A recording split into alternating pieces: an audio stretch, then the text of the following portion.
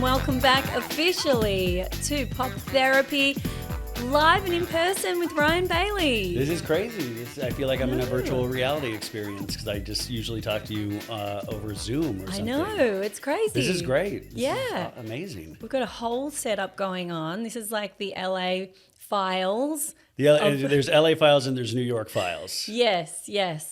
I'm actually going to watch what happens live.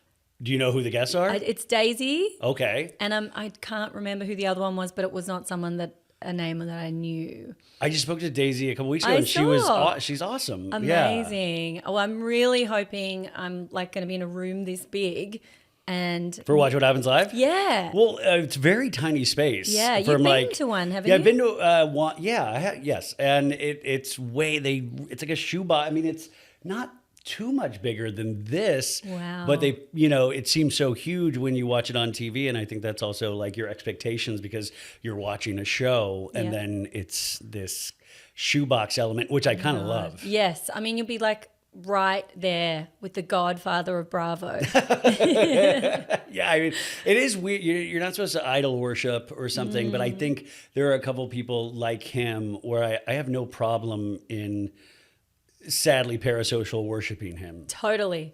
Even though he gets a lot of flack. Yeah. But I think there's only a few people in life that actually create something that creates like a whole fandom. Totally. And like watching him walk around at BravoCon with like the circle of security around him everywhere. And he was mobbed like it was, like a god walking through. Yeah, I mean, he started his career, in news, I think over at CBS. And I think he's even shocked at where, coming from St. Louis and then to be able to create something like this, I think even though it has to be insanely stressful, there's got to be so much joy associated with it because I mean, even if you manifest like Amanda Francis from Beverly Hills, there's only so much that you could even imagine for yourself, I would imagine. Definitely. But see, that's the key to manifesting. You're not supposed to put a cap on it.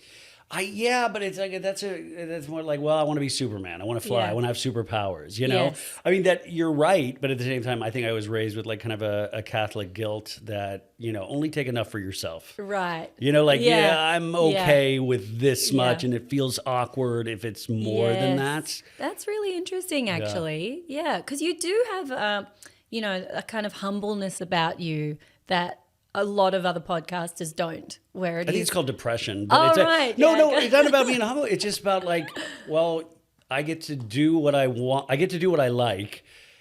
And I always, sadly enough, Amanda Francis, as kooky as I find her on Beverly Hills, manifestation is true. Like there's something, but I grew up as an actor in Los Angeles, so we were sold crap like that all the time. Yeah. But it would always be people with their hands out, like, give me $1,000 and I'll teach you how to manifest. Yes. So there's something so Isn't that what she's doing? Yeah, exactly. So it's like I know that grift. Yeah. It's not there's an actual thing to it, but everybody in LA is like, well, if you have a craft, charge for it. For it. So my big joke was like, by the time you're 30 as an actor in LA, you will be associated with so many inspirational messages that most people do not hear in a lifetime. Yeah. It's like, oh, it's the marathon, not the sprint. It's this and that because you're trying to make these excuses why your dreams haven't come true yet. So to be able to do what I love, I should manifest more.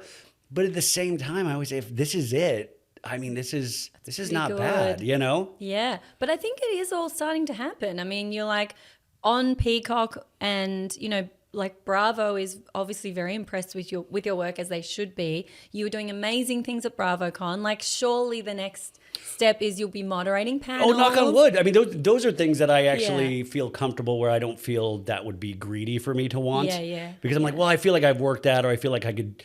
There's only so many things that I feel like, oh, I could do that. Yes. I'm pretty quick of like, I don't think I could do that.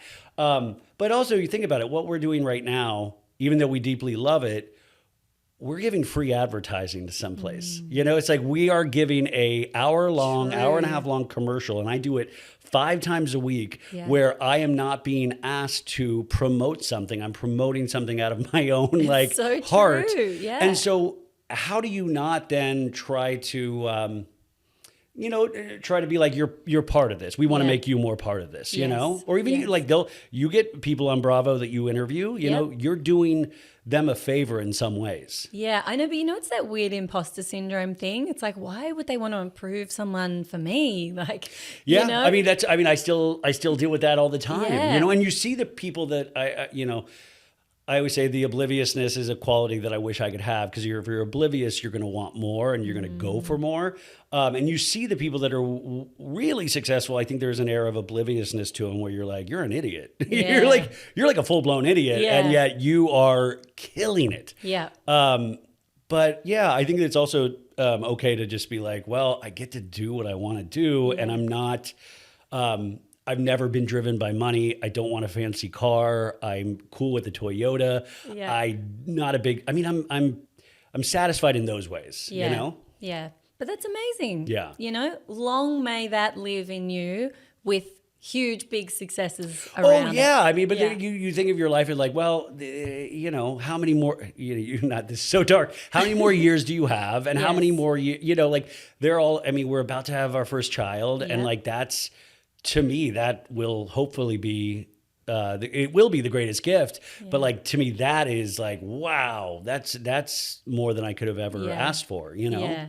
I mean, that is so exciting. And it's like weeks away, basically. Yeah, at we're this like point. we did a hospital tour yesterday, and I accidentally posted a photo of the hospital, the bed, and people thought she was in labor, and I was like, no, it's just a hospital tour. Yeah. But it is exciting to do Yeah. these things where you're like, I never imagined myself here, and It makes it so real, doesn't it? Like when you start seeing the room and like the things. And, yeah. Where you try to visualize, like, I'm going to be, those are that you're going to watch your partner go through something that is so Herculean and scary, and Yeah. what that's going to be like in real life. Totally. And then that we actually get to take the baby home. That is the from what I weirdest hear. part. From what I hear. I don't- That is Well, Yeah. we'll see what they say on the day. Yeah, maybe they'll make an exception. But that is actually the weirdest thing. It's like you're waiting for the grown-ups to like come and tell you what to do, and then you're like, oh God, it's our baby. Like, what? Yeah. What? Oh my God, the drive home from the hospital. So we the already. Scariest. We did that drive. I was like, oh my God, there's a bump right here. There's a bump right here. I'm gonna Yes. freak out on these bumps. She'll be in the back. You'll be driving like 10 miles an hour. She'll be like with the baby. Yeah. And it'll just be the weird. And then you get home and it's like, what do we do now? We just watch the baby. And Yeah. like every 2 hours, we got to keep this baby Yes. alive by feeding the baby. Yes. And then how is that going to affect everything else? Yes. And I think that's really exciting. But I am starting to have like these weird panic attacks Yeah. that are just wild, because you're just like, wait, what do you do when they're 2, when they're 3? Yep. And I think that is.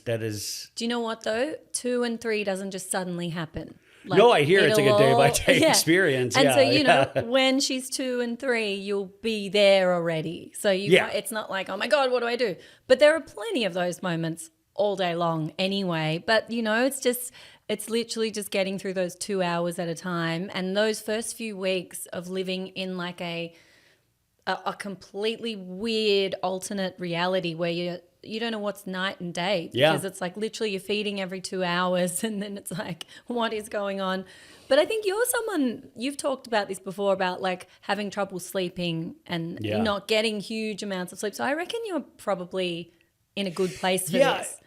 Well, she's actively prepared. I mean, she's like this. It's like going to be hell. I mean, she's not Yeah. said those words, but it's like the way she's positioned it for these last 9 months has been the worst experience. And I'm like, well, it's going to be also amazing. And also, I'm going to be here. You're going to be here. We already are really lucky that we work out of here, and even though Yeah. we're taking time off, we do have each other. But at the same time, it's like, how will those bonds be tested? Yeah. It's really this weird sociological experiment that you can't look at as a sociological experiment, because you're going to be living it. Yes. And so if this were a reality show, I would be interested to get the raw footage after we go through my God, this, totally. just to see, because I truly feel like it's going to be like Tom Hanks in Castaway. If you see this guy crash land on an island, and then it cuts to like 3 years later, and it's like the dark beard, Yes. he's aged, he's like Yes. dropped all this weight, he's Yes. like spearheading. And I'm like, wow, it's just like in 2 weeks, will I go from this age to like 70 years old? Yes, you Yeah. will. You That's will. that's scary. The good news is, though, after a few years, you can actually cut. Like, I feel like now at this age, I'll be 44 next month. My kids are 9, 7, and almost 4. Sorry, that sounds like a really... What do they think when you're like away on these work trips? Do they freak out? Do they? Do you tell them? Yeah, do well, they notice? They notice. Yeah. You know, my eldest is going away to camp while I'm away, and I'm staying Like a work camp or no school camp. We're not ready for that next year. But I wanted to stay for the Golden Crappies. Oh yeah, it's next Friday. Yeah, next Friday, and I was like, I could come home and be home in time for you to go to camp, or I can stay an extra couple of days and be at this event. And he's like, oh, I really want you to be at my camp. And then he's like, hang on, is this a Bravo thing? And I'm like, yeah, it is. And he's like, oh, I don't want to ruin your career, Mum. You have to go. You have to go. And I was just like, oh my God, you beautiful boy. Like, that is just so, you know, on the one hand, they're like, yes, go get him. But then I was just on the phone on the way here and they were like, you know, come home. Can you come home today? Is it today or is it tomorrow? I'm like, no, it's still a little while. But so you kind of like, but then they're distracted and busy and having fun and they're at school and... So are you going to be at the Crappies? I'm going to be at the Crappies, yeah. And actually, I think that's one of my last like events. Not like I don't do public events, but the last one of the ones where I'm actually I have not that I need permission, but I've gotten permission to go to the Crappies. You know, nice. I think I'm presenting something, so I'm like, yeah, I'll go do that, and that'll be really exciting. But there are those moments of like, okay, from this point on, because we don't know when the labor will be. Which is exciting. I mean, at this age, though, I feel like I've done, you know, like I'm not Kyle. I don't need to go to any more bars. I don't need to be. You do want to be a DJ, though. But see, my DJ, I also want to be a magician, but those things are things that I wanted to be a DJ, not in the sense of going out and ever letting anybody hear my DJ. I just wanted to learn how to mix songs and make my own mashups. Yes. I never want to perform for people, my DJing. I just think it would be so fun. It would be so cool. Yeah. To just play around with songs all day, you know? Yeah. And you are such, like when I think about you, I definitely think about music because you are really hooked in and you know everything and you've got like a really, you know, curious mind about music. You don't just listen. Yeah, I mean, you are a Swiftie, which does surprise me. I mean, a Swiftie in the sense that, well, first off, if you study pop culture, you got to study always the people that are such phenomenal successes. Yeah. Now, with Taylor, I find it interesting because I do think there is an actual craft that she has learned and taught herself over the years. And there's like a great appreciation for different sorts of musical styles and different artists that you can really kind of hear the evolution. So I think there's something more interesting than your normal pop star with Taylor Swift. Yeah. The fact that she got this successful is almost the least interesting part about her to me. But it's like this, we'll probably talk a lot about Bravo at this point, right? Like, or at some point in this conversation.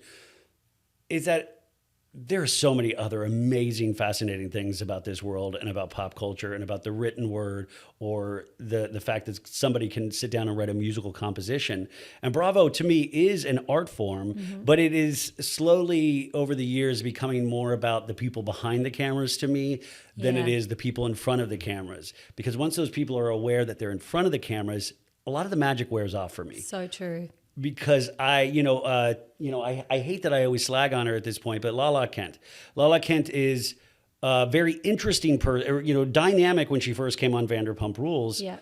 But you now see her now where she is, it seemed like she hired a social media manager in the last couple of weeks. Yeah. I'm sure she'll be very successful at influencing or whatever, but there is something very uninteresting when somebody says, well, I'm going to go in there and I'm going to F shit up, or I'm going to do this or I'm going to do that, because then you're not being real anymore. Yes. You're like, then it's because it's not a football game. It's not like, well, I'm going to move right, so I'm going to distract the passer and I'm going to steal the ball. Like, no, I just want you to be you. Yes. And so it's not interesting anymore.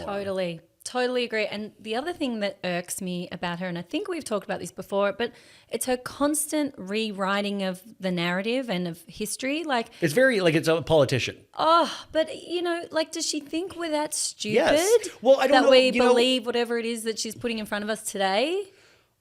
I would be it's purely speculative, and this is also coming from an insecure person, but I would say when somebody is doing that, they are coming from a deep well of insecurity where they're just hoping that somebody buys their line of bullshit. And I don't mean line of bullshit in a negative way. I just believe that the human experience is very scary. And if you are starting to make money off reality television, there is no blueprint for that. Yeah. It's not like I eventually graduate and I get my master's in reality television. True. So I don't know. I imagine you just never admit defeat. And I think that is something that you can look at Lala and go, well, I guess that's admirable in a sense. Like, this is a person that will never admit defeat, never admit their tank is on empty, and will keep pushing and pushing. And I think just like Amanda Francis, there are a bunch of people that will fall in line with that because we all want to be told what to do and like how to feel. Yes. However, I mean, I completely agree with you about that, but I also cannot suspend belief enough with her and not get enraged, which I find really interesting why I'm so activated. But rage by her. is such a valid feeling that reality shows depend on. Yeah. That means usually if you can either be really happy or really enraged, and I've grown to accept that if I'm really enraged, well, that's part of what these shows do. That's part of that's the roller coaster ride of the reality show experience if you can be enraged. Yes. And I used to get that person off the show. No, keep them on the show. Yeah. Like, no. Keep them on the show. Yeah. It's good to have these feelings. I think it just becomes when it happens and there's a falseness to it where you're like, well, you're trying to get me enraged. That's the part I don't like. Yes, definitely. That I don't like either. But the clip I saw online a couple of days ago from Lala was like someone said, what's the difference between, VPR and the Valley? And she was like, well, with Vanderpump, it was like a really well-oiled machine. No, yeah, I saw that. And I'm like, are you serious, dude? Like, it's like you're talking about it like you're Picasso and Yes. you're different eras. Like, are Yes. you like Vanderpump Rule? It was just different because you came on an already established show and people were Correct. pointing the camera and you didn't have to do anything except for Yes. party and hook up with people. And now Yeah. that you're like, well, now I'm gonna. What's different here is that it's just more like people don't know what they're doing. Like if Yeah. you're that thought out, then you're already like losing to me. Totally. And it's like positioning herself as this pro who's been around, like I'm from Vanderpump Rules. Like, hate to break it to you, honey, but the people that started the Valley were actually also the people that started Vanderpump Rules, neither of which were you. So like, Yeah, I mean- why are we acting like you're coming in and you know better than ever? And yes, there are some people on the Valley that are new to reality TV, but there are also several seasons in now and they're fine and they're doing a great job and they didn't need her. But also like Kristen Doty was like a first starter of Vanderpump Rules. You can't come onto her show and act like you're bigger and better and more learned. The only reason that we're here at a third season of The Valley is because of the 2 seasons before it. And Yes. I think the vast majority of the audience seems to be like, I don't really understand Lala or even Schwartz, and I like Schwartz. I Yeah. don't understand why you're adding those people. Yes. Now, we've subtracted Jax Taylor, which will be interesting to see how the audience takes that. But the fact that you're not like, oh my God, I am so blessed. I am so lucky Totally. that I am going to have this paycheck. Yep. Because I would imagine when you buy houses and you have a family and things like that, these things are necessary because it's not like, well, I was going to go into this or I was going to into tech. Yeah. Like it was this or the Wall Street job. And it was Perfect. like, Yeah. where do Yeah. we? I mean, I spend Yeah. so much time now thinking of like, well, what is Jax Taylor going to do? Like, Yeah. and that's been a deep fear of mine since I started my show of realizing it's like the stock market. Eventually, the reality show bubble will burst, and Yes. you're going to have hundreds, if not thousands, of reality stars out there Yeah. struggling. Like, Yeah. I'll work cheap just to have a camera on me. Like, Totally. it's crazy. Totally. Like there'll be some like bootleg kind of BravoCon where all the washed up stars like have their trestle tables signing imagine autographs. you don't live here, but there's always this Hollywood Stars of Yesteryear convention, I think like by the Burbank airport. Oh my God. And it's always like, the Brady Bunch people and the people, Oh like my all, God. and it's great, but you realize eventually 20 years from now, you're Yeah. going to have the Bachelor franchise and the American Idols and the Survivors Yes. and all of this stuff is that's going to be a reality Yeah. at some point, and they're Yeah. going to be very happy for it. Totally. The only difference, I guess, in these times is that, we do have social media and we have influencers. So at least if they're clever, like Lindsay Hubbard, you know, she's made a killing being an influencer and is very proud that that's she's what an she influencer, does. Yeah. But I think if you're clever, or, you know, the ones that have had successful businesses and know how to leverage this into a way that's going to mean they don't have to worry too much later on. Yeah. You know. Yeah, there are people that really, and I think Lala, sorry to keep using her as an example, but I think she's one of those people that like, okay, I got to treat this like a business. And there's something so not exciting to me personally. Yeah. For Lindsay, it's a little different for some reason. I just have a natural affinity, and I think Yeah. we're drawn towards certain reality show cast She's members. authentic. She can't help but be authentic. Even when she's not likable, she's authentic at least. Correct. And then that's likable. Yes. It's a weird, I don't know. We're exposed to so much nowadays where I do wonder where we're sitting here, and I'll have this opinion about Lala, and I'll always try to like devil's advocate myself of like, well, but maybe that's the point, is to dislike somebody so much and to think that, you know, so you're running through these thoughts. And at the end of the day, I always go back to, listen, Alex Baskin and 32 Flavors, the production company, they just want to go home to their families. They're just trying to get through the day. And Do sometimes, they, or do they just want to go to Craig's at but 10 see, o'clock at that's night? what, I mean, you saw him last night at Craig's, but that's part of the experience too. You'd much rather be going to Craig's, be out and about, than sitting in an editing bay or having to have Jax Taylor come in and pitch you his 30th show idea for the last year to try to get back on TV. Yeah. That's the kind of crap where I'm like, when I had a normal job, I was just looking to get home. Yeah. Like, I just want to go home. So true. And I would imagine that's not a different feeling than people behind reality shows as well. Yes. And so sometimes with Bravo, if you've been a fan for so long, you can tell when you're like, this is so cookie cutter this season. They're just like, this is the scene. You know, you have the inciting incident, and then you film a bunch of the ladies in separate groups talking about that inciting incident, and you flash back to those scenes and another main scene where you have the confrontation where it's the two people from the Unnatural. You know, it's like you already know how that works, and the audiences are very savvy. So I always really appreciate when that style, that's why I enjoy a show like Summer House. There's almost like a cinema verite element to it of like, we're doing video cameras everywhere, and it's kind of just vibes, and sometimes things happen, but sometimes it doesn't. And to me, that's way more interesting than the Housewives format at this point. You know, completely agree. Like that. I mean, apart from Salt Lake, which I run which is to, but even then, it kind of not fell apart, but it started to peter out after the Below Deck episodes. Yeah, true. In fact, was Grease after or before? Grease was after, and there were elements of the Grease. That was where they ended the season. That's right. But also the reunion, which I was so hyped for, I don't think it ever. The reunions are only exciting when you can trust there's a level of authenticity and honesty. Yeah. And I think with that cast, that's the reckoning they're going to run into by a lot of them, is the honesty. I don't know if I can trust the honesty anymore. Yeah. And Andy, I wish I could have all the secrets. I want to know, he has a microphone, or he has a speaker in his ear where the producers are telling him things. And I want to know if he's told not to push back. He's trying to keep it nice with everybody, but sometimes you want somebody to just tell me what's right and what's wrong, Yes, totally. In fact, reunions are the least interesting part of the season. But we always pretend like it's the most exciting, or at least I do. And now I just realized, you know what? It never it's not, is. No, it's always like, meh. There'll be one or two revelations. The same things get hashed, not even really, and fake resolved. Yeah. We know you actually hate each other. We're not going to believe this hug. Anytime Tamara gets up and hugs somebody at a bloody reunion, I swear to God, drives me insane. Well, because they're all, the sad part is they all want that paycheck. Yeah. So they're going to do what it takes to mend fences. Yeah. And that's not reality.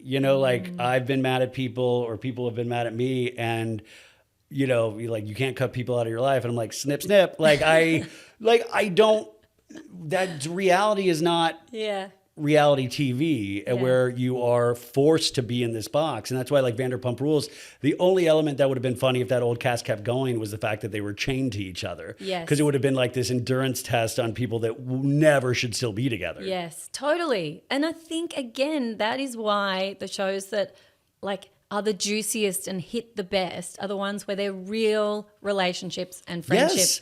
Because, Well, you know, the dynamic, there's a stake in it. There's, you know, it's just so much more juicy. but I think that's the fight, is to make people appreciate reality, not reality shows, but the reality, like the Persian Valley style. I love. I mean, same. like I'm like, man, Natasha and Amir, like, wow, what a fascinating conversation about death.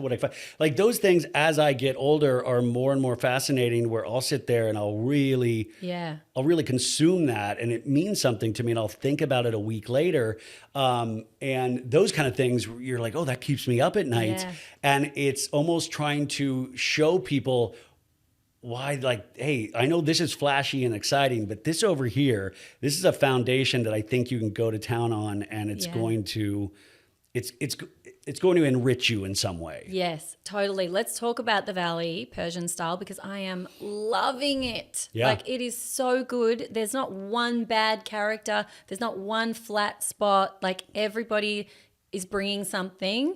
And, you know, you can see Reza Farhan is like stirring a little bit. Yeah. But the story. I'd much rather a Reza than a Lala, and I don't mean man same. and woman. I just mean, like, here's somebody that's stirring the pot, but also, you know, at his core, like, I've been around Reza in real life. That is how he is. Yeah. And I think it's very charming. Yeah. I've also been around Lala in real life, and Lala is, I've always thought, one of the nicest people I've been around. Yeah. So when she turns on that thing, I'm like, so is the character? What are we doing? You know? Yes. And you had a similar experience with Tamara, didn't you? That, like, she was lovely. Yeah, Tamara's lovely. I mean, Yeah. Tamara, well, that's I mean, all of these people are great. Like, are you kidding me? Yeah. If you get to hang out with them, like, yes. Yeah. But I'm not in a reality show with them. And they've gone through several things in their mind where they're trying to create interesting television. But yeah, I mean, most of these people, even the really toxic ones, are a blast to hang out with. Yeah, I'm sure. I mean, that's why they're on TV. I mean, you know. Well, it's like Joe Bradley from Below Deck Med, who I've spent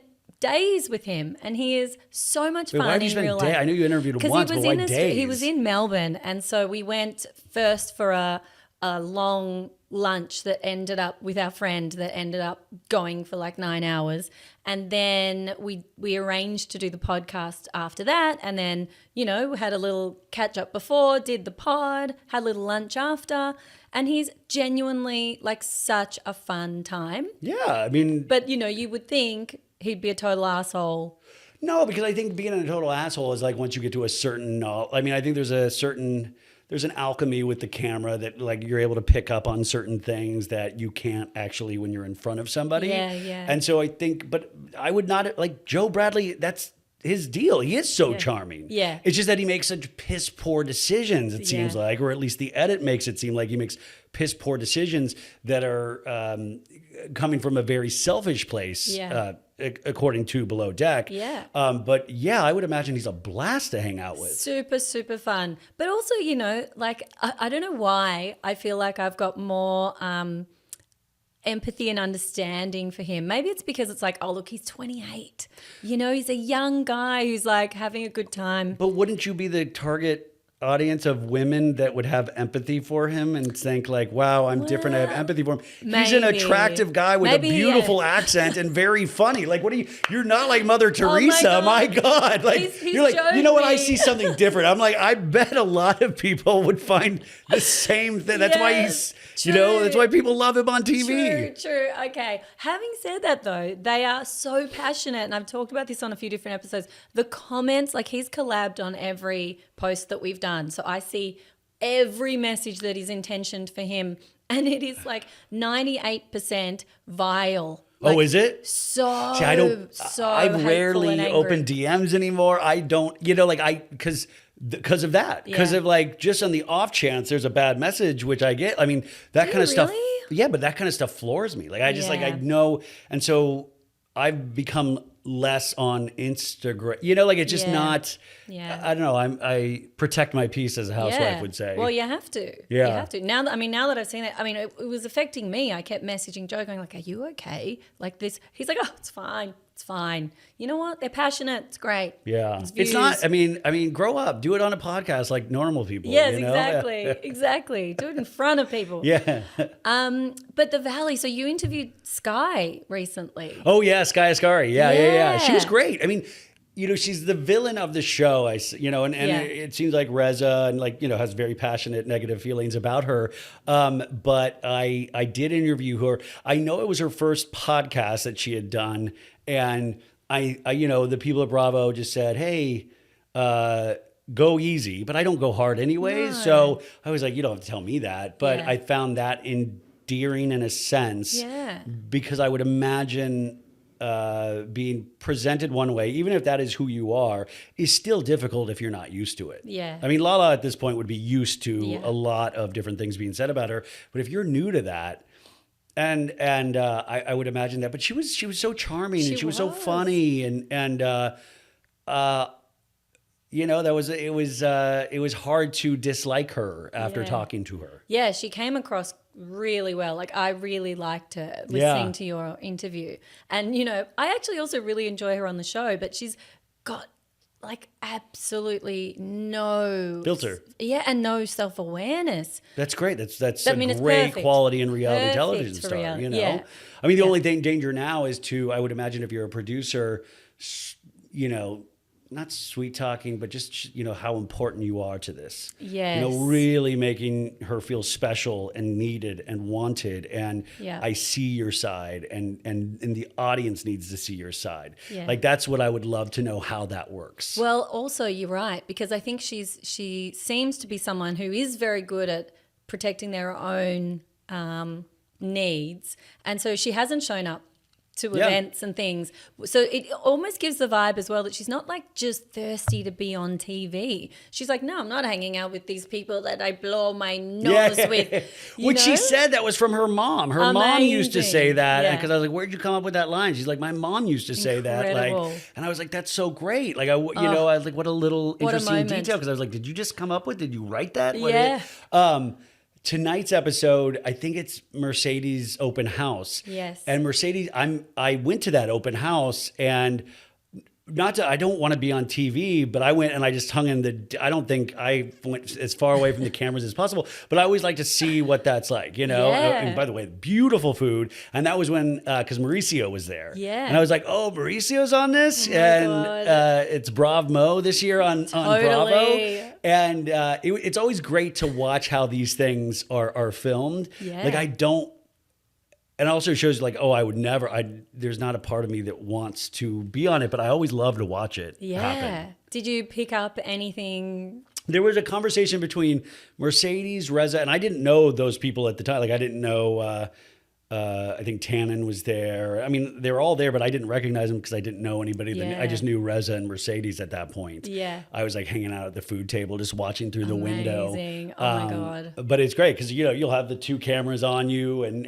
it takes a long time. And it's not Wow. fake, but they're just sitting there, they're Yeah. talking to each other. And then at a certain point, you were like, this now has gotten boring and I'm going to go. You know, like, I'm not going to be buying this house, but Yeah. it's always fun to watch that go down. Wow, so cool. Yeah. And what was Mo like? Did you? He's very, he has a presence. Yeah. You know, like I think I got there like an hour after they had started or something, and he was like on his way out. So he's like, hey, you know, just that very confident presence, very, Oh my not God. cocky, but you could tell like, Yeah. or maybe that's me putting that on him, but you know, he has a presence. Amazing. Yeah. Amazing. So cool. Like, you get to do some really fun things. I think it's Yeah, if it's you like amazing. this kind of stuff, it's really fun. You know, Yeah. like, it was really fun at the baby shower that we just had. Mercedes and Jeff Lewis and all these people that I get to work with now that I actually consider in my life got to come. Oh, it was even funny. I was on Sheena's podcast this week. Yeah. And I said this the other day. Sheena brought us a huge basket of all of Summer Moon's old baby toys. Oh my God, amazing. And gave them to us. And I just thought, I said, this is why I think the world's a simulation, because how funny is it of a show before I even started podcasting that I was obsessed with, Vanderpump Rules, Yeah. that one day I would get hand-me-down baby toys from Sheena Shea on my her God. podcast. I was like, how bizarre is it? I was Unbelievable. like, also, I'm not going to give those to the baby. That's going into my museum. And then I'm going to Totally. sell the rest of them and put that baby through college. I'm joking, you guys. Yeah. No, I know, but that's amazing. Yeah. I love But that. how funny is I Yeah, mean, that's crazy. totally. I mean, Kristen Doty gave Rebecca all this, not hand-me-down. It was like stuff she couldn't use after having a baby. Like just tons of stuff. Like Doty. Like Doty, Amazing. so kind. Yeah. So Yeah. you are like behind the wall a little bit. So it does make it challenging. It's not fun. I mean, Yeah. no. I'm not trying to sound like an asshole.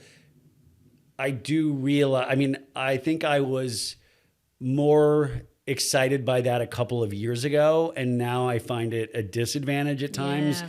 because I will find myself censoring myself. Yeah. Because I'm like, well, I know that person in real life, and not that I want them to like me, but I Yeah. do realize the struggles that they go through mentally, and so that will, or you'll try to hint to the audience of like, could you see it this one way? Yeah. I mean, it's, and that sometimes makes it less fun, I'm sure, for the audience and less fun for me. But and that's why I don't try to I don't go out of my way to like hang out with Yeah.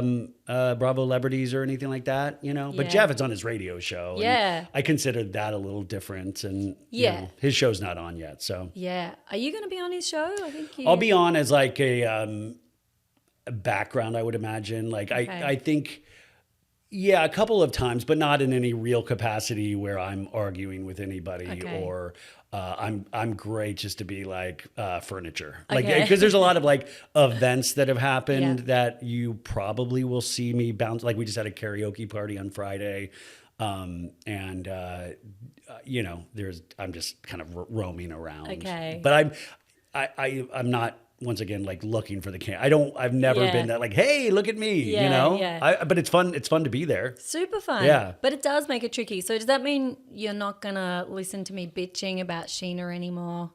No, because I hear it all the time. I hear people bitch about Sheena all the time. I do. I mean, it is very funny.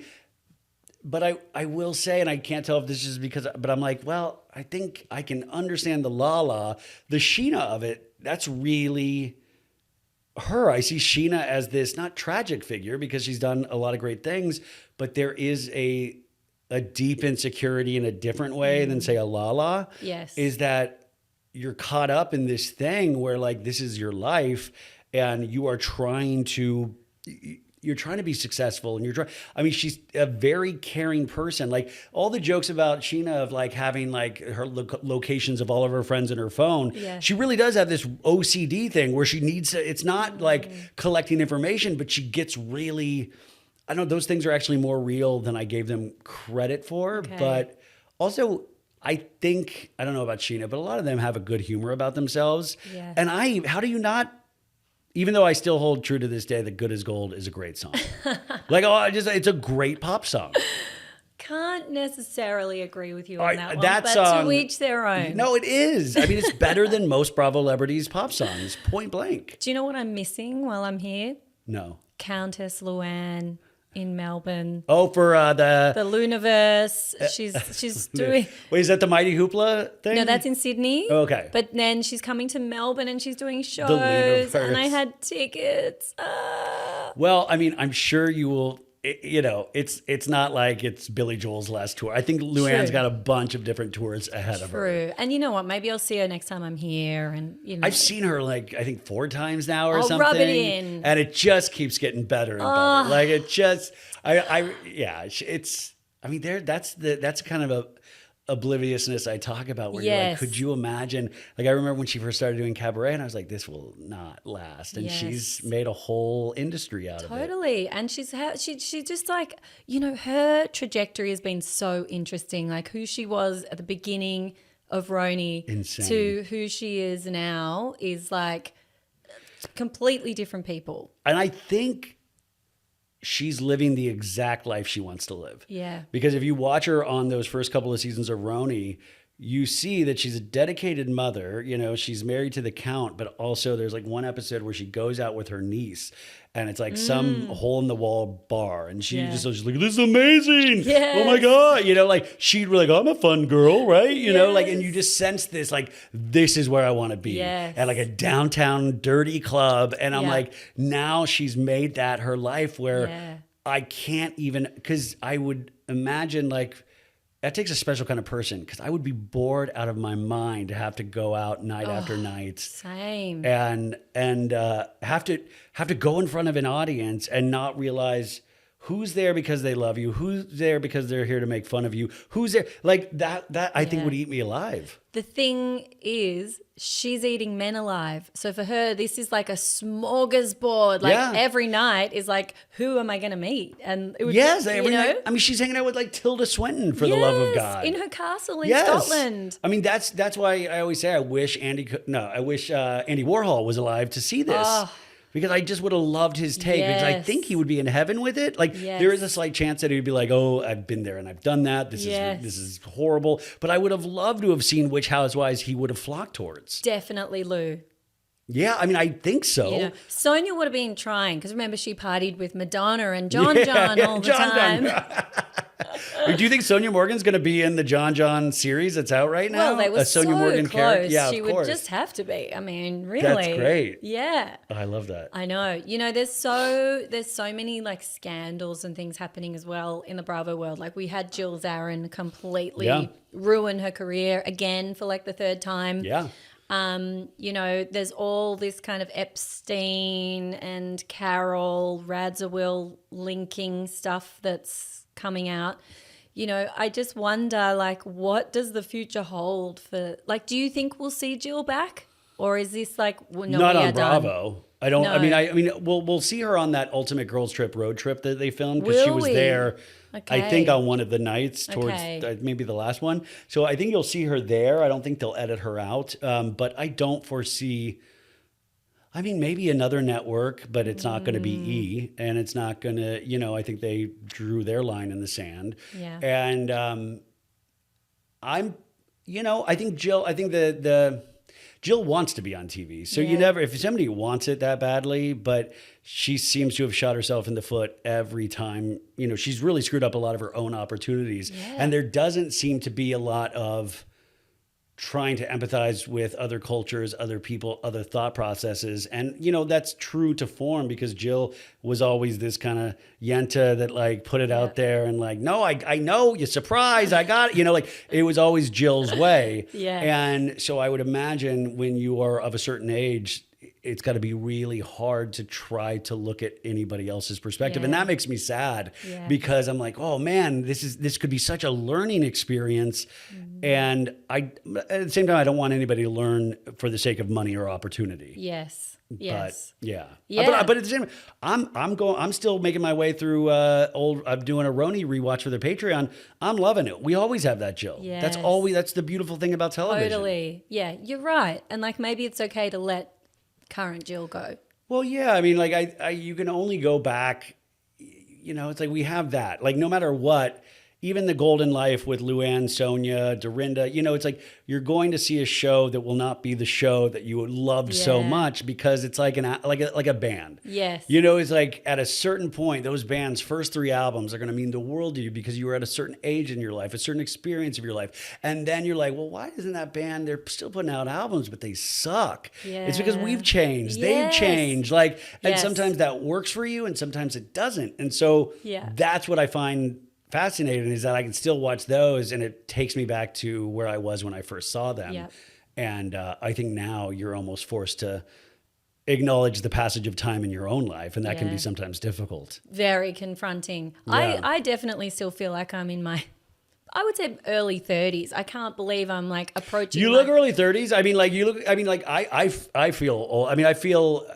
I think it's just the stress right now that I feel, but I feel it, and I feel like there's so much of everything. Yeah, well, you're in like a huge moment in your life. Like this is a huge moment. Like everything is about to change in the best and the most challenging ways, you know. And so of course, like I remember feeling that too, just like this dread and trepidation and excitement and anxiety, you know. Yeah, I woke up at like 3 last night. I was up for like an hour just thinking, you know, like just so random. But yeah, it's all of those things. But even if you just go by pop culture, there's so much of everything. Even just Bravo alone, there's so much where you kind of just like, whoa, this is a really wild life that we've chosen to to try to do. Totally. And it is actually, you feel like you're pigging out all the time. Yes. Like I feel full. Yeah, I feel full. And Yeah.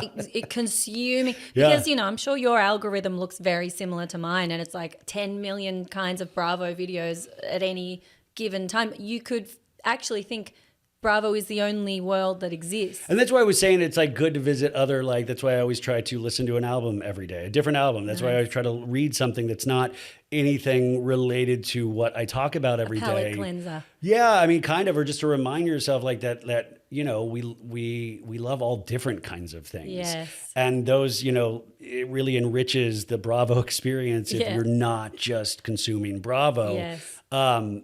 Because I think you'll go crazy. It's like having McDonald's every day. Yes, it is. But then, some of the shows will start to give us different flavors. Like I'm feeling like Summer House this season, watching the Kyle and Amanda relationship breakdown.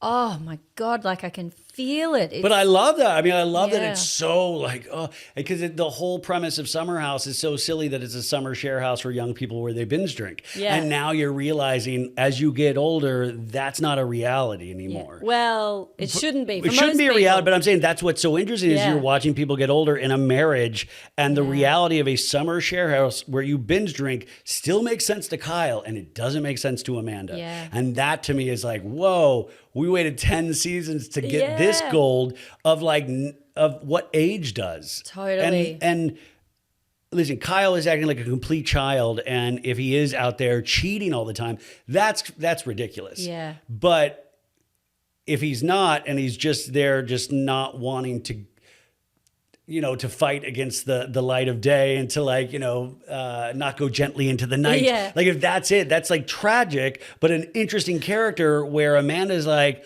listen, I grew up with parents that are still together. Like I want the white picket house. I want the kids. Yeah. And then to realize as you grow older with somebody that you're growing apart, and it's not the person that you dreamt your life being, I think how interesting is that? Totally. No, I don't know if it's interesting to young kids. I don't know if like a 22-year-old is going to have the same appreciation that we might for having watched that journey. They might find it boring as hell. Well, you know what? We'll probably see that through the eyes of the new cast who are so young and they don't have the history. And that's why it's great, that mix they have right now of the new cast members or Jesse and Wes still able to, their livers are working properly. They're not getting hung over. Like it's a real fun balance that they have. Right. I love Summer House. Yeah, same.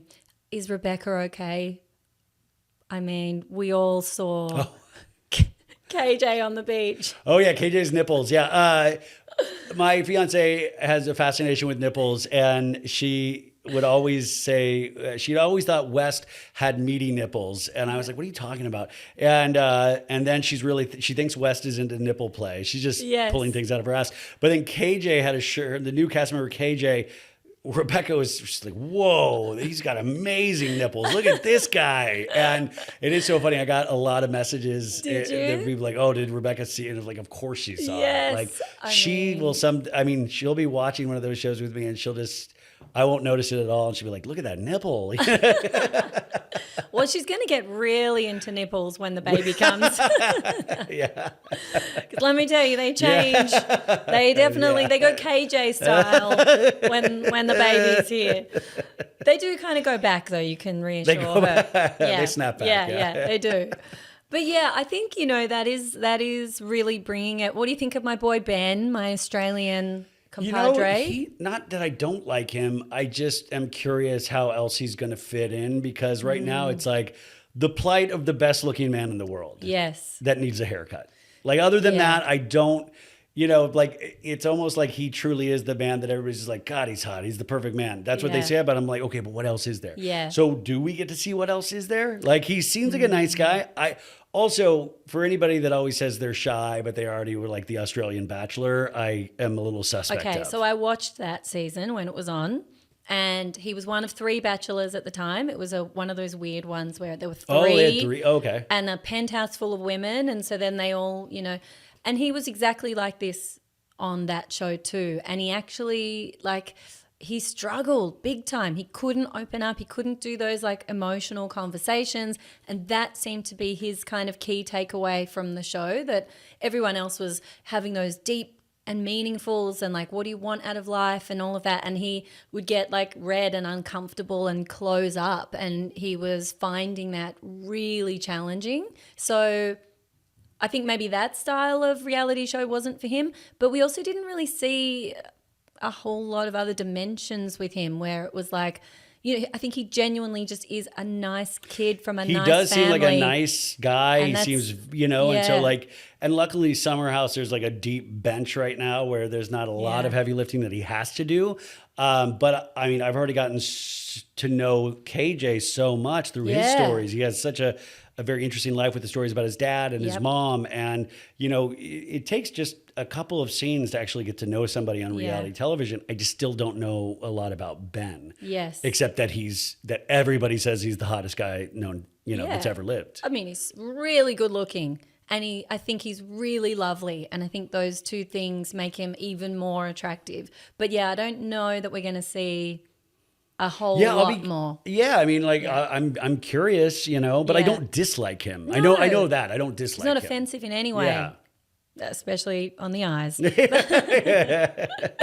But yeah, I think they've got it right. You know, at first Bailey was annoying me a little bit. She felt like, you know, in that friendship with Levi, it felt a little bit out of balance. Like it was the Bailey show. Yeah. And I didn't like that for Levi, but she's sort of growing on me now a little bit. And I'm interested to see where she goes. Like, but I could see exactly because she takes the bull by the horns. Yeah.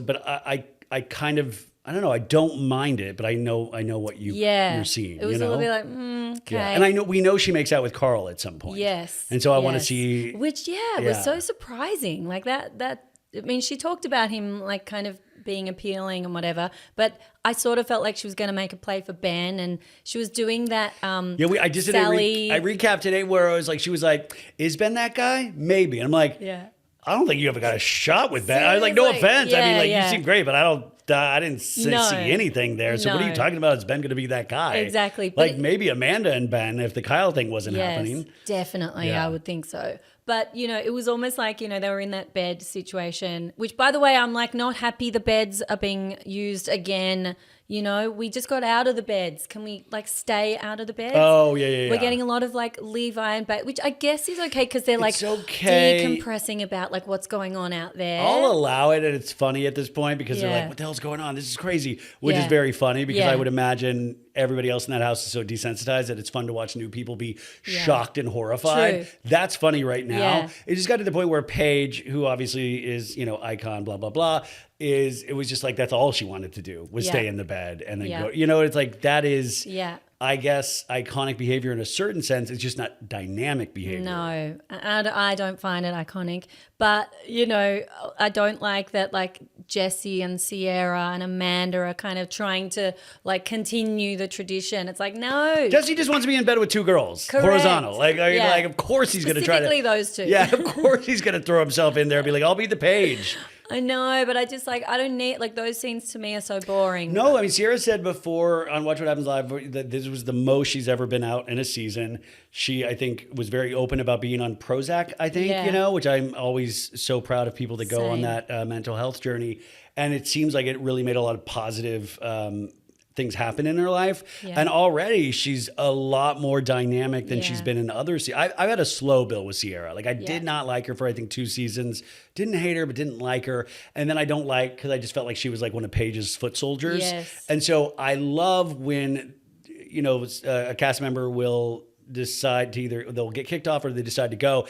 And then I think it really opens up that other cast member left behind to a whole new experience. We've seen that a lot on Bravo. Yeah. And I think, you know, it's sometimes great to break those people up. Yeah, I know. It's interesting to watch. I'm not sure that she's got enough of that dynamic personality to like, I don't know. I also still just want to see a bit more from her. I don't know, but I don't know if that's her. I think. But what is more in your head? Like she just, I don't want to be mean, but I feel like she's just like a bit boring.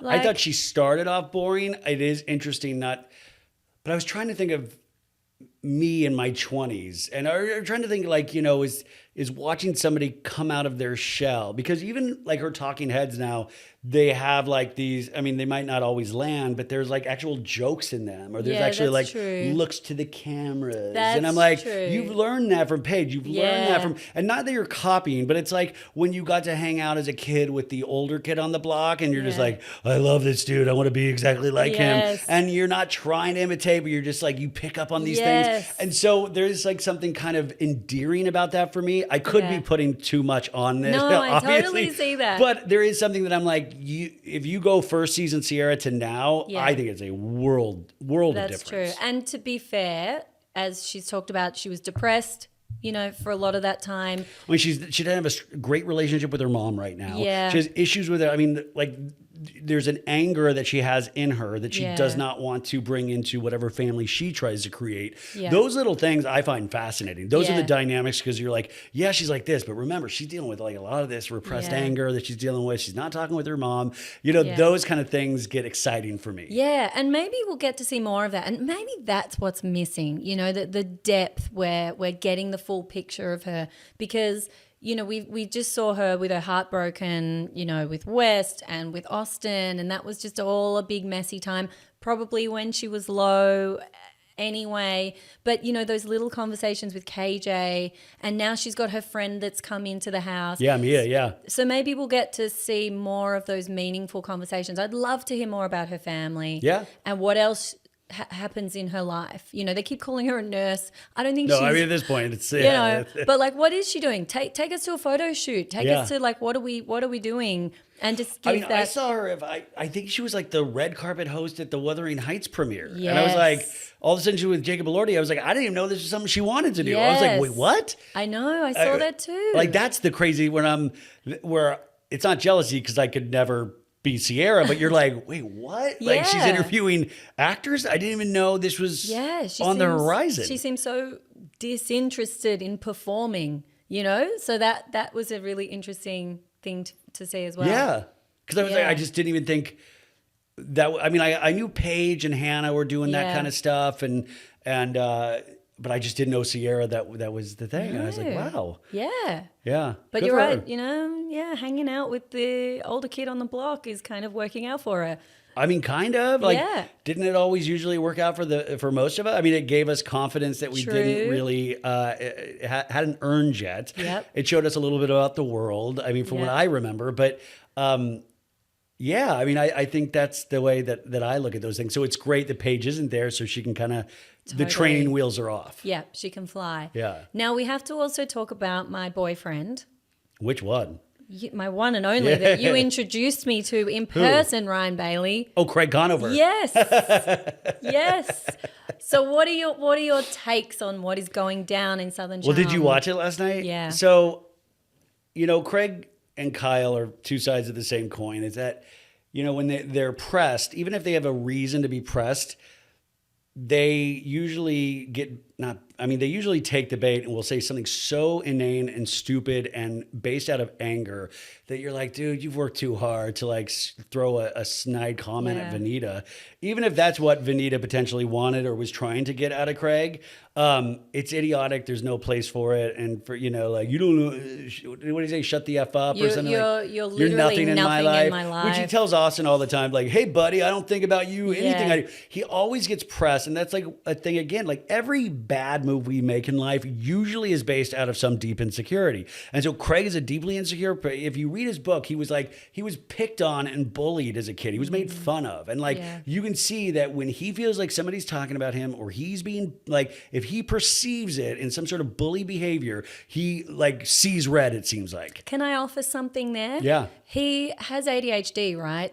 And He said he did, yeah, because he And- was like addicted to Adderall for a while. Yeah. But like I can see it in him, and rejection sensitivity is a real thing with ADHD. And for a lot of people, it makes you hypersensitive to any perceived feeling of rejection. So if he like he's fighting with Austin, like he's feeling that 100 times more. I'm not making any excuses. His behavior can be terrible at times, absolutely, you know, not questioning that. But I think there's that layer. It's not just insecurity. I think truly He's wired in a way that makes him hypersensitive to that kind of feeling of rejection. You know what would heal Craig is if he got to be ugly for a week. Yeah. If he knew what it was like to be butt ugly, I think like Yeah. him being that attractive, I think has not done good things in his life. Yeah. And I think, you know, but like sometimes I'm like, dude, if you tried to be ugly, man, like you would not be getting, I just, even when he has a leg to stand on, he says such stupid things that it as Lisa Barlow would say, frustrates me. So frustrating. It's frustrating. It really frustrates me because I'm like, Yeah. dude, you know you've got it good. You know you've got like a nice little thing carved out in your life right now. Don't blow it. It's great to watch on reality television, but I'm always kind of like, oh man, like even when you try to root for it. Now, like Sally is the one that is driving me the most insane on that show. Totally. Where I've had deep arguments with myself and with Rebecca. I mean, we both dislike her, but like I'm like, okay, so does this mean I don't believe in feminist ideal? You know, like I really go like. I really struggle with this because I'm just like, why? I have such. I think she is so destructive. I don't think she's a good. I think she's a horrible friend that poses as a good friend. I think she turns people against each other. And at the same time, I don't want to gas her up too much, but I also don't want her to ever leave that show. That's like a dynamic reality character, but I also don't want to gas her up where like you're amazing. No, you're great on the show, but I think I would never be able to be a friend with her in a million years. Not she'd want to be a friend with me, but like that, I mean, like, I don't know. But two things can be true at once. Craig can be completely insane and Sally is on a different planet. She's on a different planet. Like the words coming out of her mouth to Charlie about Craig are insane to me. And Charlie's dynamic is so she's like so insecure and she had this weird relationship with her mom where she had to mother her mom, she said. So you can see where she's like, okay. Yes. You know, like she's so uncomfortable. I just don't want to have this conversation and I don't want, and like, girl, live your life. Yeah. But like, we've all been there. We all know somebody like that. And it's, and you're like, Sally, do you see how destructive you are for your friends? And then if you were the one dating Craig, you would not have shit to say about Craig right now. Exactly. But Craig rejected you. Exactly. And you're like acting like you never have liked Craig ever. And he's like the worst person in the world because you want to hop on Austin all of a sudden. It's insanity. And like to not even have any, like, and first of all, why is nobody calling her out on it and just saying to her face, like, listen, 2 weeks ago you were obsessed with this guy. He rejected you, and now you're saying... I think Molly did a little bit, but I also think maybe she's one of those people that I was trying to think, like maybe in person, she maybe makes you feel so special and important, even when she's telling you that you're doing something wrong. Like I don't think she even makes people she always feel says these things. She was like, "Oh my God, we were the closest friends. We used to text all day." She said that now about like 5 different people. Where like true. Rebecca and I were like, she's texting a lot of people all day, every day. Yeah. You know, like she said she was like in the medical field, but what she actually is, she works on this robot that works in surgery and she troubleshoots the robot. Like her stories have really changed. And she did a couple podcasts this week that really infuriated us even more. And just how she was talking about things.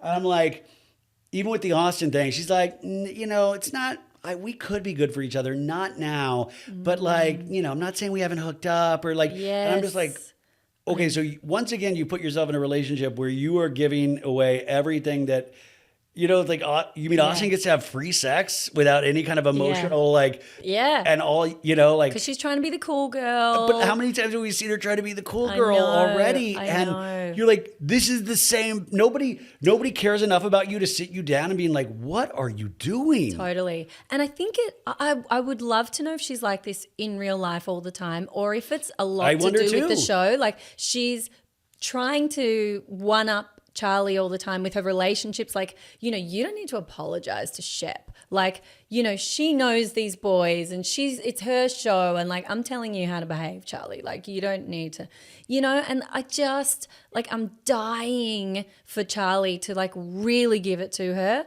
and just tell her the truth about what she's saying. Like, why is nobody? And Charlie, I don't think Charlie's going to ever stand up for herself. No. And I do find it interesting, like how much worse it would be for Craig if he had made out with her in that hot tub. Yeah, you know, like, and now he's made fun of for not making it. He's like, oh, he didn't even make a move. What a puss. Yeah. Probably gay. I'll say that. He's probably gay. Yeah. Like it was like, well, okay, but if he had made out with you, it would be even worse. What are you talking about? Like, exactly. It cracks me up. And at the same time, I'm really excited to see where that goes. Yeah.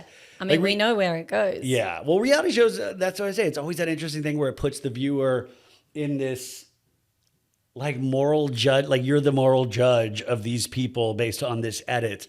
Yeah. And it can really, when you're sitting here like really into it, like I'd much rather be having a conversation that I'm passionate about rather than like OC this past season where you're like, we got through it. Yeah. We got through the season, you know? Yes. And Beverly Hills is feeling a bit like that too. It's yeah. just like, a bit like, I watched tonight's episode already. And like last week I was like, oh, there was some good stuff that I had fun with. And this week it was kind of back to like Denise Richards came back and like talked about the Aaron Pfeiffer's relationship.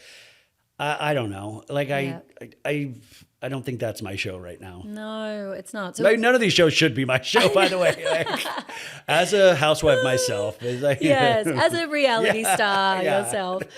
So where would you rank the shows at the moment? Like what are your...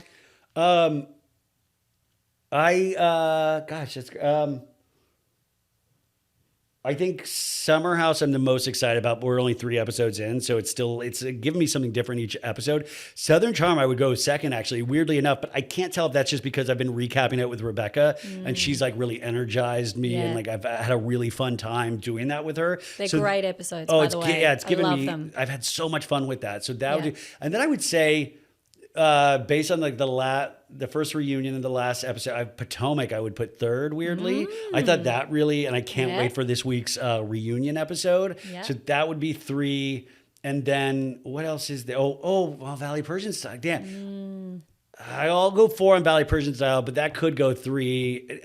And then I know last is Beverly Hills. What else is on? Below Deck, Down Under I've enjoyed too. Yeah. There's a lot of good stuff. There's not a lot that I don't like on. I think the Beverly Hills is my least favorite on air right now. Same. It's so sad. Yeah. It's really sad. I mean, we need Rachel Zoe was very much needed. Yeah, like last week after watching that episode, I said I could see a future in which we don't like, let's cut Kyle out. Like I feel like she could be Center Diamond. Yes. Like I was like, there's something good, really good about Rachel Zoe where I'm like, oh, I really could see a future for Beverly Hills now. Yes. Totally. That we cut a lot of them out and have Rachel at the center. You know? I could totally see that too. But I also could see just a show just with Rachel again. That was just like, those. I do, but I think she doesn't, like the way she spoke about the Rachel Zoe project was it was 24/7. Yes, like that's it was 24/7. Like this is, I think it's demanding, but not as demanding as Yeah. a solo show. And she plays off other people well. Like her reactions to Amanda, I think, are great. Yeah. You know, she's saying all the things that we're thinking. Like, you know, it brings out maybe a different side to her where.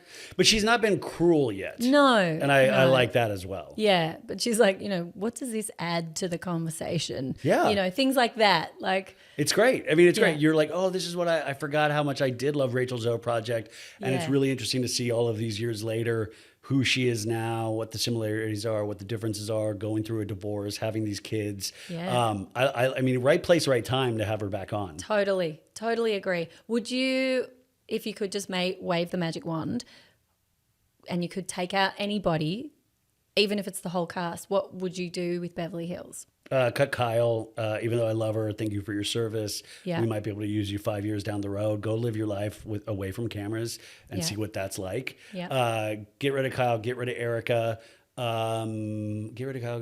Keep Bose. Who else do we got? Jennifer Tilly Sutton. Dorit.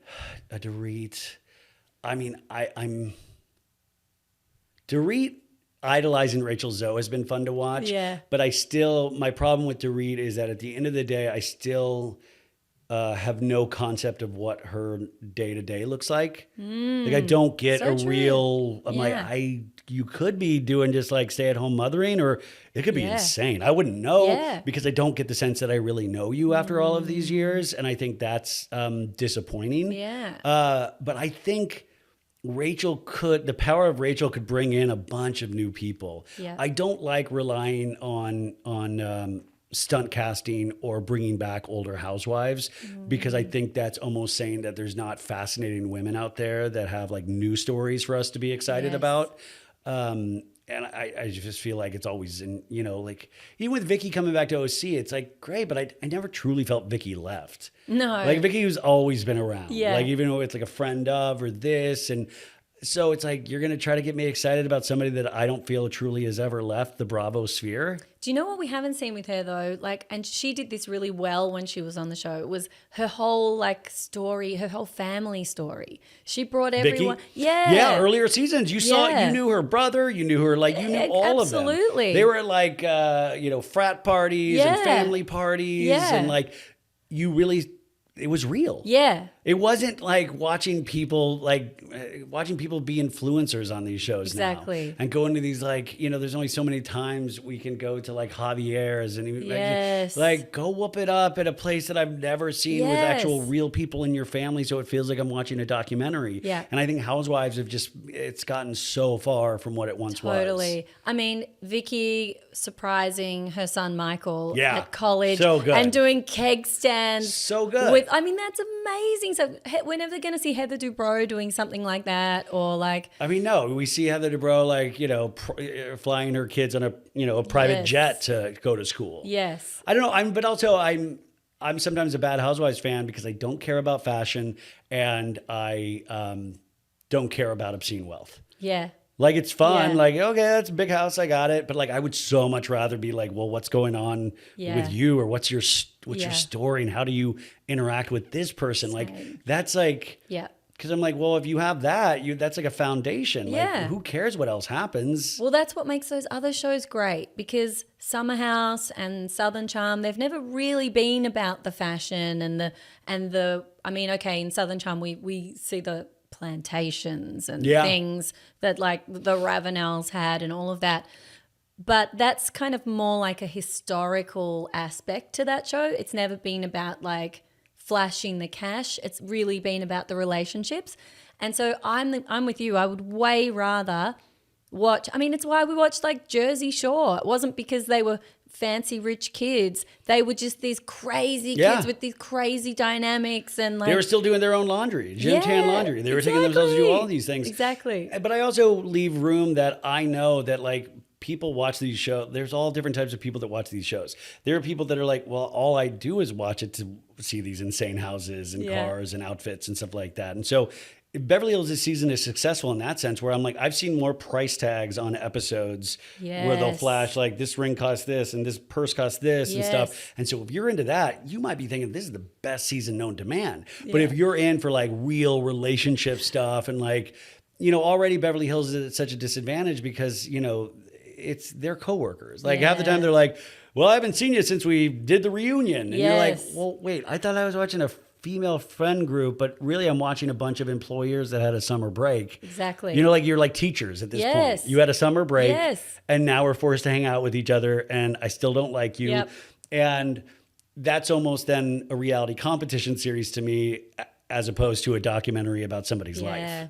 Yeah, I think I feel like that's what's missing. That's what was wrong with OC. It felt to me exactly the same, like they were turning up to meetings. Because, you well, I know? mean, think about it. At a certain age, are you all really hanging out together? Yeah. Like, you all live in completely different places. Yes. But Summer House, we actually see when the cameras aren't rolling, they're all hanging out with each other. They're Yep. posting with each other. I appreciate that. Same. You know? Same. Bring that back. Yeah, Bring but I that mean, back. but then that's not the reality. Like, Yeah. it's the reality. I'm going to make Vicky Gunvalson hang out with Tamara and Shannon because obviously that would be horrific to somebody Yeah. like Tamara at this point. Totally. Yeah. Oh my God. That will be that'll be the only dynamic I think that will be really interesting next season. Yeah, I mean, but once again, Tamara realizes how much the audience, I don't think, that likes her in a certain way, Yeah. and so Tamara really, I don't think she was good on the last season at all. But what she's good at is reading the direction of the audience, and so when she reads that, it's like she does more moves off season than she does on the actual show. Yeah. Where I'm like, you're really dynamic off the season where Yeah. you're like, I'm making up with Vicky Yeah. and I'm hanging out with Katie and I'm this. I'm like, awesome. You were horrific on this past season. You quit how many times? Exactly. You were yelling at people for being drunk, but the only people I saw drunk were you. Correct. And you were admitting to taking pills. And nobody on there is a good enough communicator to be able to take her down at all. Yes, I know. And it's so boring to me to watch her fake apology conversations where she just totally You don't buy it at gets all. and like, you know. Yes, because I feel like you're so aware, and how would you not be? I guess at a certain point, but I'd rather throw her into Potomac and just watch those ladies like eat her up in such a funny way. Yes, I don't think she'd be able to even survive a week in Potomac. No, not even a day. Yeah. What do we think about Nene coming back? I like it. I'm Same. excited. I'm excited about that. I'm kind of bummed that it's just for the Atlanta section. I was hearing that she was going to be one of the like 7 housewives that go from town to town. Oh. And I don't know if that changed or if that never was the case. But, you know, listen, it's a small thing, but like sometimes those small steps lead to bigger things. Exactly. And I would love to see her back on Atlanta. Same. Oh my God, please. Maybe this is just the audition. We're going to just see how well she gets on with production and what she says after filming. Yeah. Because, you know, she got in a lot of trouble. Yeah. I mean, and I don't know how that, I don't know. I like to think time heals all wounds. And so that's going to be interesting. And to see how she's changed and, you know, or not changed, that'll be fun. Yeah. But like I said, even with Jill Zarin, is that like, well, we always have those earlier seasons of Atlanta. Like you still see her every day online in some form of a meme. You know, 100%. She's in every comment section. That completely. thing, that's never gone away. Like that's legendary behavior where she's like the Mount Rushmore of housewives, regardless if she shot another frame on Bravo ever again. Totally. Yeah, you're right. I'm going to start looking at it like that. Okay, Ryan, we're going to have to wrap things up. Okay, yeah. Tell me, how many are we going to keep seeing Rebecca on Southern Charm recaps? I'm loving the dynamic. Yeah, I mean, obviously she's going to have to give birth, and that's going to be difficult.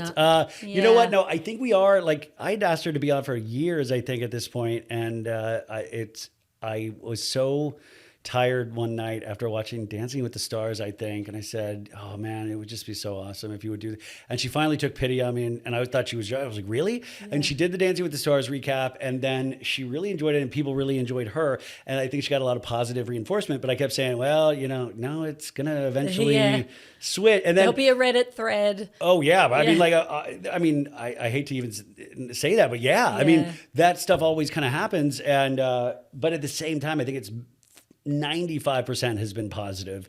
And so she's really enjoyed it. I've really enjoyed it. So I would love to say yes, but that would be totally up to her. Okay. And I hope so. I want that to be. I wish that, you know, if I could go back and do it all again and I knew her when this podcast started, which I didn't, I wish it could have just been, you know, Rebecca and Ryan's show. It would be so much easier. You know? So much better with a co-host. Yeah. Well, how dare you? But first up, very hurtful. No, I didn't mean that. Anyways, folks, tune in. I do some solo episodes that are shit, and then we have other guest ones. Yeah.